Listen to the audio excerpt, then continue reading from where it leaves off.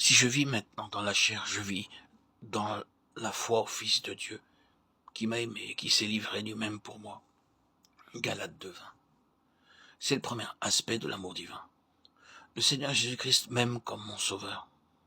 Si vous voulez expérimenter l'amour divin, vous devez croire que le Seigneur Jésus-Christ vous a aimé et est mort à votre place. Il m'a aimé et s'est donné lui-même pour moi. Ne confondez pas la miséricorde avec l'amour. Par exemple, un pauvre homme peut vous demander de l'argent. Vous vous sentez désolé pour lui, et par miséricorde, vous lui donnez un peu d'argent. Vous ne lui dites pas « Tu es mon fils ou ma fille ». Vos enfants seuls peuvent vous demander de les aimer comme un père ou une mère, pas les autres. C'est ainsi que l'amour divin commence. Je dois connaître le Seigneur Jésus-Christ comme mon sauveur. Il est venu dans le monde pour moi. Lorsque Jean-Baptiste vit pour la première fois le Seigneur Jésus-Christ après son baptême, il dit dans Jean 1:29, « Voici l'agneau de Dieu ». Il ne dit pas « Voici le Messie, voici Jésus de Nazareth ». Il dit « Voici l'agneau de Dieu ».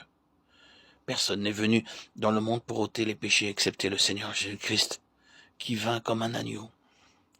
Sous la loi, le prêtre devait prendre un agneau sans défaut, le sacrifier pour les péchés du peuple, lequel parlait aux hommes du parfait sacrifice du Seigneur Jésus-Christ, qui devait venir. L'amour de Dieu commence toujours lorsque je le reçois comme mon sauveur. L'amour du sauveur est le premier aspect de l'amour divin. Il nous aime comme un père, car le Seigneur châtie celui qu'il aime et il frappe de la verge tous ceux qu'il reconnaît pour ses fils. Nos pères nous châtiaient pour peu de choses, pour peu de jours, comme ils le trouvaient bon. Mais Dieu nous châtie pour notre bien, afin que nous participions à sa sainteté. Hébreux 12:6-10. C'est le second aspect de l'amour divin. Le Seigneur Jésus m'aime comme un sauveur, puis comme un père. C'est pourquoi il doit me corriger, me reprendre et me châtier, afin de m'amener à sa norme. Pourquoi châtiez-vous vos enfants? Lorsqu'ils se comportent mal, vous les châtiez afin qu'ils puissent atteindre vos normes. Vous dites, mon fils, tu es mon enfant, tu dois te comporter correctement, étudier dur et acquérir de bonnes notes.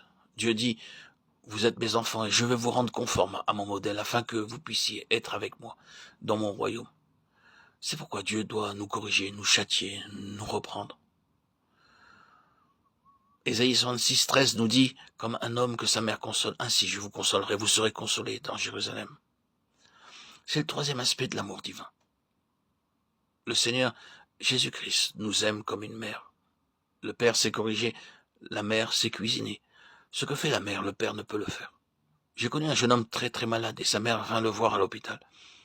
Il était étendu, là, et bien qu'il fût inconscient, lorsque sa mère lui prit la main, le jeune homme dit « Maman, tu es venue ?» Il sut par le toucher de la main que c'était la main de sa mère et non la main de l'infirmière. Dieu dit « Je vous corrigerai, mais je vous consolerai aussi. Je ferai les deux. » Quand parfois nous nous sentons tristes, seuls, abandonnés et découragés, alors vient la chaleur de l'amour de Dieu. « Mon fils, je suis avec toi, pourquoi es-tu si triste? Je ne te laisserai jamais. Je ne t'abandonnerai jamais. Réjouis-toi. Ne sois pas triste. Il nous réconforte comme une mère et il nous corrige comme un père.